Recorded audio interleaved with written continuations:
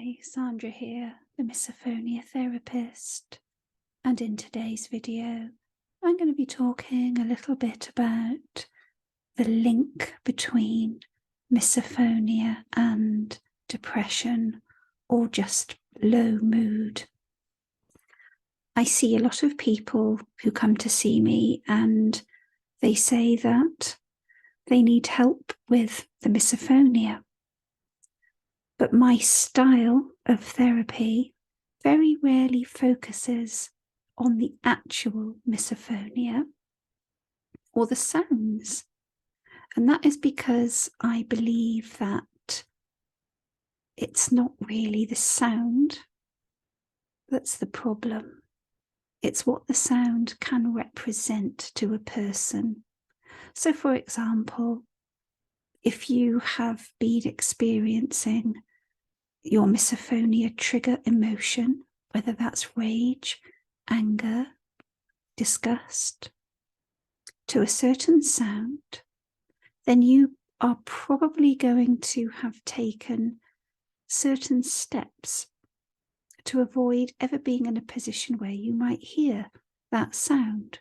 Or when you do hear it, it just throws you into an absolute blind panic or rage. You might experience significant feelings of anxiety, even at the prospect of hearing the sound.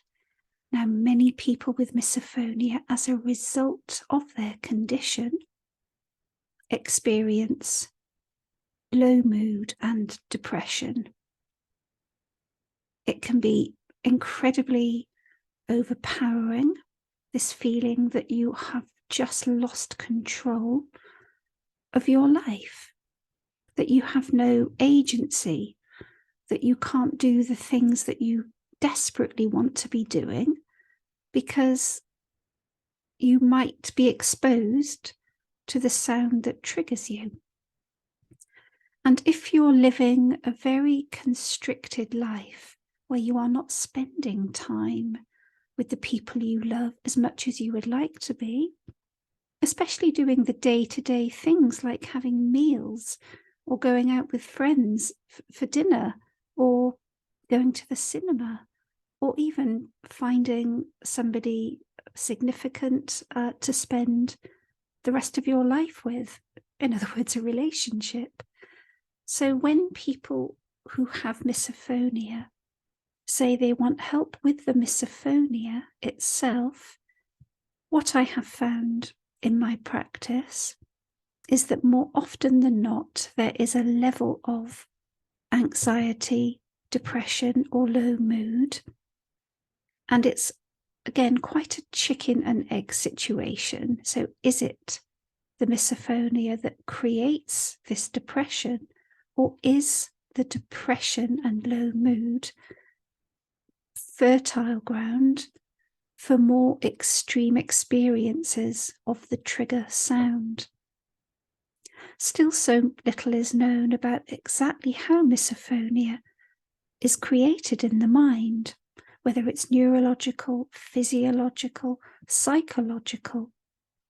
But I do firmly believe that when you can get a handle on the low mood, those feelings of being out of control, overwhelmed and hopeless, when you can start to see possibilities again, hope again in your life, however that might look, regardless of the misophonia, it can be remarkably empowering.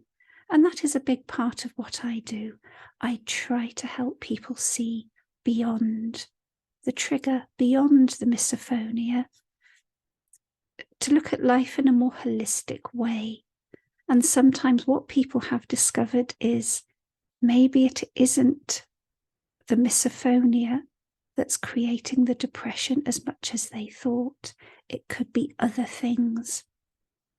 The fact that they may be feeling lonely or isolated, not part of society, unable to go to university or find a new relationship.